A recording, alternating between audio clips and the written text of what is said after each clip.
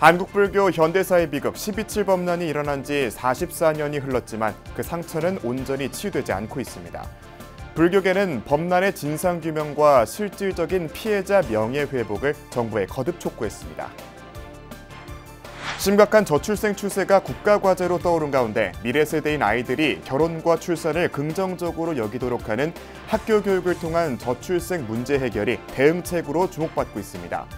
디지털 시대 가족 공동체의 지속 가능성을 학교 교실에서부터 높인다는 대구시 교육청의 혁신적 저출생 대책 3부작 시리즈를 BBS 뉴스가 오늘부터 보도합니다. 조계종 제28대 중앙신도 회장에 취임한 정원주 대우건설 회장이 불자들과의 소통 행보를 본격적으로 시작했습니다. 중앙신도회 산하 전국 조직과의 상견례를 겸한 임원 연수를 통해 포교 역량 강화를 다짐했습니다. 법보종찰 해인사가 3사 7증사 스님을 증명법사로 이틀간의 보살계 수계대법회를 봉행했습니다. 64회째를 맞은 이번 해인사 보살계 수계대법회에서는 새로 채색 작업을 마친 사천왕상 점안식도 펼쳐졌습니다. 초기 불교 수행공동체 서울향천선원이 개원 23주년을 기념하고 지도법사 우실라 스님의 30안거 회양을 축하하는 가사공양법회를 열었습니다. 여러분 안녕하십니까? 10월 28일 월요일 BBS 뉴스입니다. 한국불교 현대사의 참혹한 비극으로 남아있는 12.7 범란이 일어난 지 44년이 흘렀지만 그 상처는 온전히 치유되지 않고 있습니다. 12.7 44주년을 맞아 불교계는 범란의 진상규명과 피해자 명예회복이 더 이상 지체되지 않도록 정부의 실질적 대책을 거듭 촉구했습니다. 보도에 류기원 기자입니다. 지난 1980년 쿠데타로 집권한 전두환 신군부가 불교의 지지를 얻지 못하자 저지른 12.7 범란. 신군부에 의해 전국 3,700여 곳의 사찰은 강제수색을 당했고 당시 스님과 신도들이 대거 연행돼 고초를 겪은 한국 불교사의 가장 치욕적인 사건 가운데 하나입니다. 국가를 위해서 국민의 종교, 민족 종교로 이렇게 전승되어 왔는데 44년 전 1980년 군부 독재에 의해서 한국 불교가 완전히 폐허가 된 그런 과정이었습니다. 12.7 범란이 발생한 지도 어언 44년. 사건 이후 정부로부터 공식 사과를 받아냈지만 현재까지도 불교의 상처는 온전히 치유되지 않고 있습니다. 불교계는 12.7 범란 44주년을 맞아 서울 봉은사에서 추념문화제를 열어 12.7 범란의 진상규명과 명예회복의 실질적 성과를 이루기 위해 함께 정진해 나갈 것을 다짐했습니다. 종단은 불교 발전의 염원을 모아 12.7 범란의 남은 과제들을 해결해 나가기 위하여 일신우일시하는 마음으로 최선을 다하겠습니다. 12.7 범란의 진상규명과 명예회복의 실질적인 성과를 이루도록 우리 모두 함께 정진할 것을 삼보전에 기원합니다. 참석자들은 아직도 고통받고 있는 피해자들의 명예회복과 진상규명을 위한 정부의 책임 있는 자세를 거듭 촉구했습니다. 이제는 우리 불교계의 아픔을 치유하고 상처에 새살을 돋게 하는데 정부가 적극 나서 주어야 합니다. 막대한 피해를 입은 우린 불교계가 납득할 수 있는 결과가 나올 때까지 진실을 밝히는 작업은 지속되어야 합니다.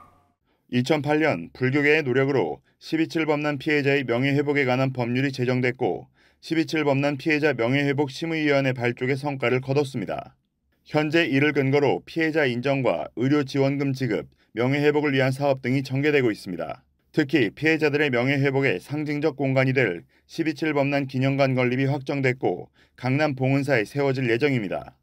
12.7 범란 기념관 건립 불사의 원만 성료를 위하여 최선을 다하겠습니다.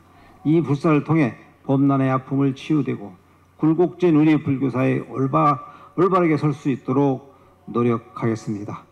내년 기본 설계에 들어가는 12.7 범란 기념관 불사를 계기로 불교계가 범란 피해자들의 조속한 명예회복과 예우에 대한 국민적 공감대를 이끌어낼 수 있을지 관심이 모아지고 있습니다. BBS 뉴스 류기환입니다.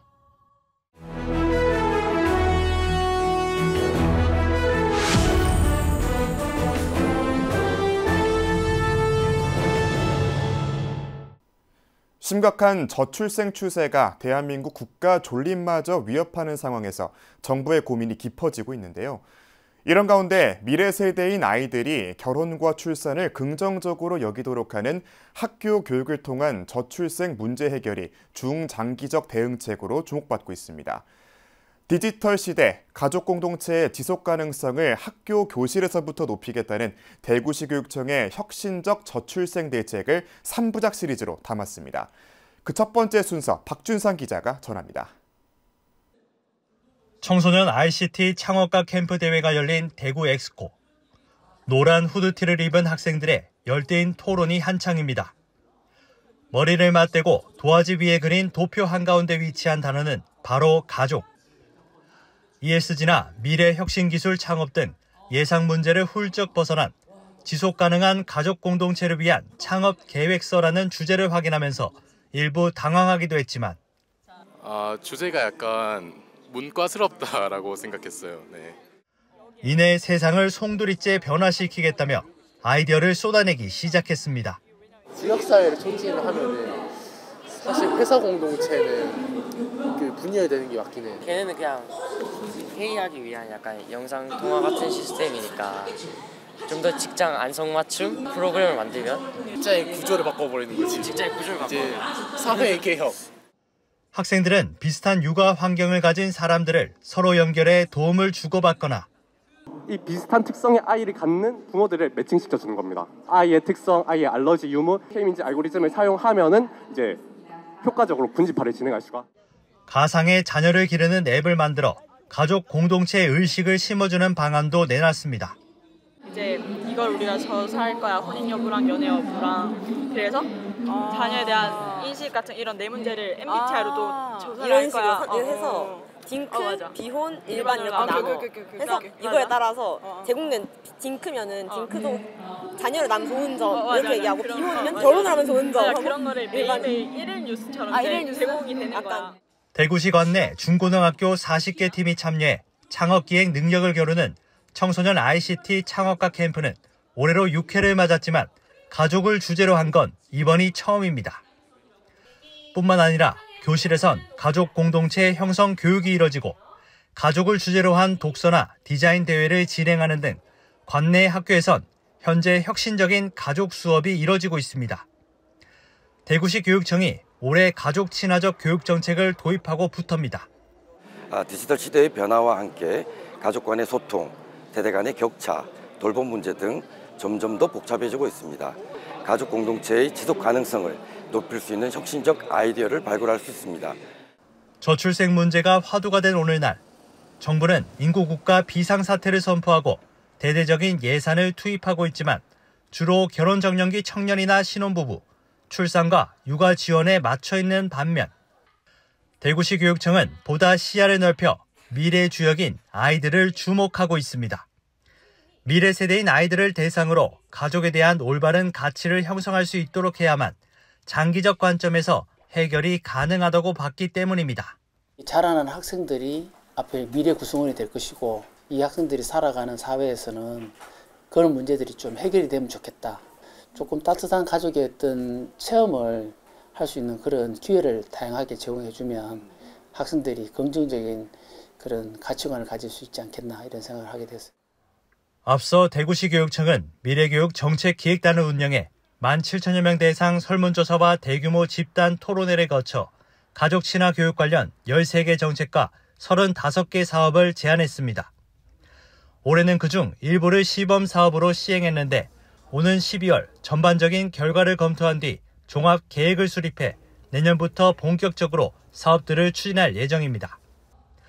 전국 최초 교육을 통한 저출생 극복에 나서면서 다른 지역 교육청들도 벤치마킹을 검토하는 등 대구시 교육청의 사례는 주목을 받고 있습니다. 존재를 당연하게만 여겼던 가족을 학교 교육을 통해 다시금 생각하게 된 학생들의 반응은 긍정적입니다. 그냥 주제하면서 느낀 건데 교류 자체가 가족 간의 교류 자체가 공감대 형성이나 친화적 가치 형성에 영향을 주는 것 같아서 교류를 많이 하는 가족을 이루면 좋지 않을까 생각해요. 가족에 대한 부정적 인식이 출산과 결혼 기피로 이어지는 가운데 나 혼자 살 수 없음을 깨닫게 하는 가족 수업은 다음 세대 아이들이 살아갈 세상은 달라질 수 있다는 희망을 주고 있습니다. BBS 뉴스 박준상입니다. 조계종 제28대 중앙신도회장에 취임한 정원주 대우건설 회장이 불자들과의 소통 행보를 본격적으로 시작했습니다. 중앙신도회 산하 전국 조직과의 상견례를 겸한 임원 연수를 통해 포교 역량 강화를 다짐했습니다. 광주 BBS 진재훈 기자가 취재했습니다. 취임 후 첫 공식 일정을 시작한 정원주 조계종 중앙신도회장. 전국 25개 교구 신도회 및 직능별 신도단체 대표들과 첫 만남의 자리에서 신도조직 재정비와 불교의 사회적 역할을 화두로 제시했습니다. 정 회장은 중앙신도회가 내년이면 창립 70주년을 맞게 된다며 재가 불자들의 역량 강화를 위해 교구 신도회와 신도단체가 다 함께 힘을 모아야 한다고 강조했습니다. 앞으로 중앙신도회는 70년의 역사를 바탕으로 신도 조직을 재정비하고 불교의 사회적 역할을 확대하며 신도 개개인의 포교 역량 강화를 통해 종도로서 자긍심을 키울 수 있도록 나가야 할 것입니다. 임원 연수 현장을 찾은 조계종 포교원장 선업스님과 조계총림 송강사주지 무자스님도 제28대 집행부의 힘찬 출발을 응원했습니다. 여러분들이 마음이 맞아서 함께 움직인다고 하면 못할 일이 있겠습니까? 여러분들이 함께 가고 함께 하면 그것이 바로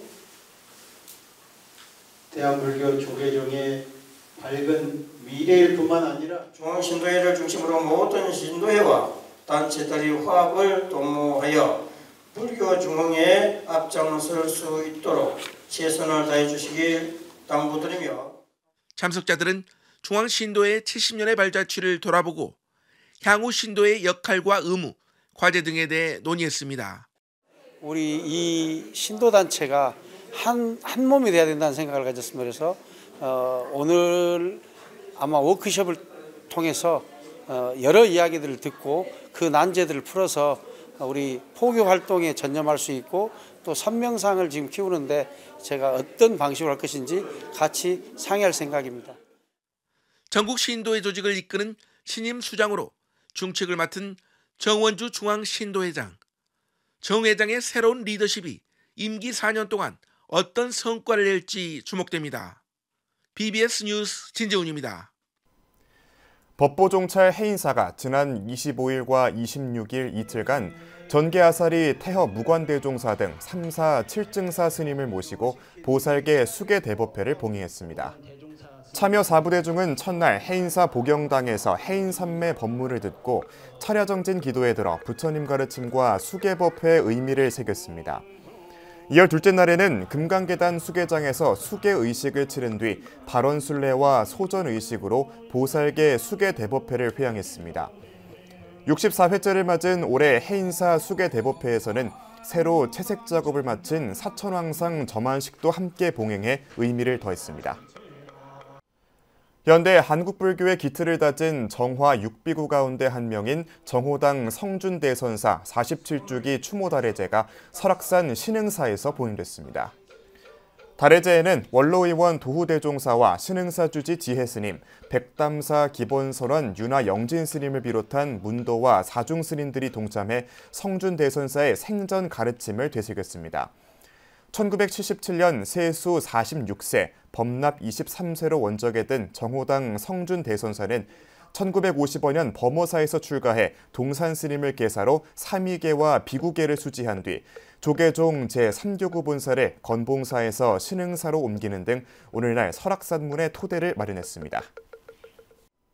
초기 불교 수행 공동체를 꿈꾸며 서울 도심에 문을 연 향천선원이 개원 23주년을 맞았습니다. 지도법사 우실라 스님의 30안거 회양을 축하하는 가사공양 법회가 함께 열려 더욱 주목받았습니다. 정민지 기자가 그 현장을 다녀왔습니다. 서울 중구 향천선원이 개원 23주년을 기념하고 우실라 스님의 출가 30년을 축하하는 법회를 봉행했습니다. 유해림 선원장과 대중들은 지도법사 우실라 스님과 대구 마음행복선원장 지우 스님을 비롯해 미얀마와 서울 경기 지역 사원에서 12분의 스님을 초청했습니다.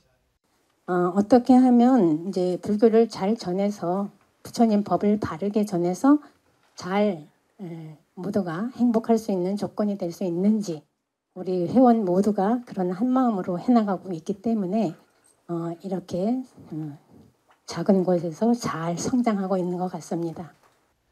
향기로운 셈이라는 의미의 향천선원은 지난 2001년 10월 27일 개원했습니다. 연불수행 10년, 명상수행 3년에 이어 지난 2014년부터 초기불교 사마타 윗바사나 수행에 정진하는 도량입니다. 제가불자들이 부처님의 가르침을 배우고 실천 수행하는 장으로 성장하기까지 많은 회원들의 노고가 뒷받침됐습니다.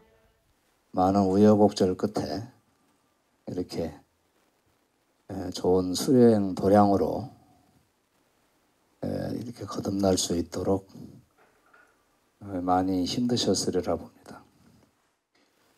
같은 제가자 입장에서 이 법당을 만들고 법회를 한다는 건 쉬운 일이 아닙니다. 법회하면서 뭐 여러 가지 어려움이 있었을 겁니다. 그렇지만은 거기에 굴복하지 않고 지금까지 이렇게 하신 데는 참 대단한 뭐가 있다고 생각합니다. 향천선원이 지난 10년간 사마타 윗바사나 수행처로 거듭나는데 지도법사인 우실라 스님의 역할이 컸습니다. 특히 올해 음력 9월 보름에 30안거를 회양한 우실라 스님은 향천선원의 법륜이 멈추지 않고 나아가길 발언했습니다. 그러나 자기가 중요한 것 보세요.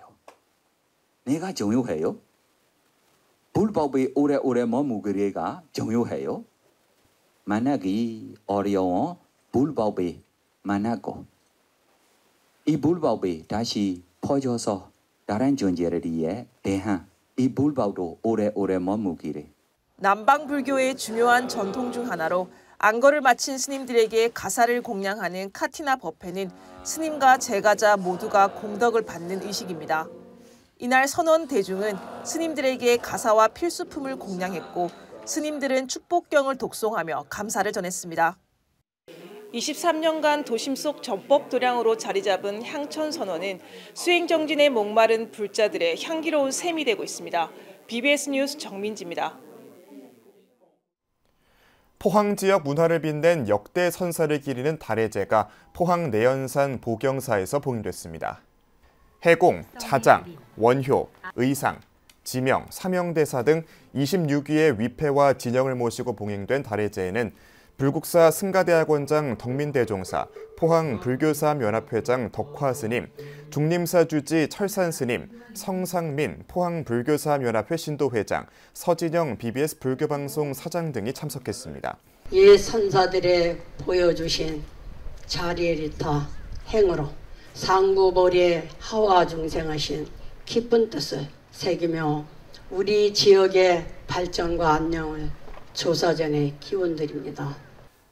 선사 달해제 이후 내연산 보경사에서는 제2회 진경산수 청소년 예술제가 열려 지역 청소년들의 끼와 재능이 담긴 다채로운 공연이 이어졌습니다. 이 자리에서 보경사 주지 탄원 스님은 참여 학생들에게 장학금을 전달했고 산사를 찾은 관광객과 지역민들은 청소년 예술제에 함께하며 잠시나마 청춘의 시절을 만끽했습니다. 경북도 내 사찰과 불교유산의 가치를 재조명하는 세계유산 봉정사 학술대회와 전시회가 국립안동대학교에서 열렸습니다. 사단법인 경북불교문화원이 주관하고 안동시와 한국국학진흥원, 고은사가 후원한 행사에는 경북불교문화원 이사장 도륜스님, 조계종 제16교구 본사 고은사주지 두문스님, 봉정사주지 두현스님, 광흥사주지 범종스님, 정태주 안동대 총장 등이 참석했습니다. 경북의 사찰과 불교유산에 대한 가치를 공유하고 관심이 환기되는 기회가 되길 바랍니다. 고은사의 문화유산과 더불어 경북의 전통 사찰들의 가치와 우수성을 재조명하고 그 역사와 가치를 살펴보시기를 바라며 학술대회와 함께 전통사찰 소장유물 특별전인 경북의 불교유산 전시회도 안동대 박물관에서 개막했습니다. 불교음악의 정체성을 찾고 찬불과 대중화를 모색하는 불교음악인 헌정음악회가 한국불교역사문화기념관 공연장에서 열렸습니다. 조계종 불교음악원이 주관한 이번 행사는 불교문화대전 프로그램의 하나로 신작 찬불가와 불교음악상 수상자의 찬불가를 소개하는 연주회로 꾸며졌습니다. 신작 찬불가는 지난 7월부터 진행된 공모를 통해 4곡이 당선작으로 4곡이 위촉작으로 선정됐습니다. 또 제7회 불교음악상에는 1세대 찬불가 작곡가 조영근 작곡가가 올해의 불교음악인상을, 국방부 원광사 임형주 지휘자가 신인상을 각각 수상했습니다.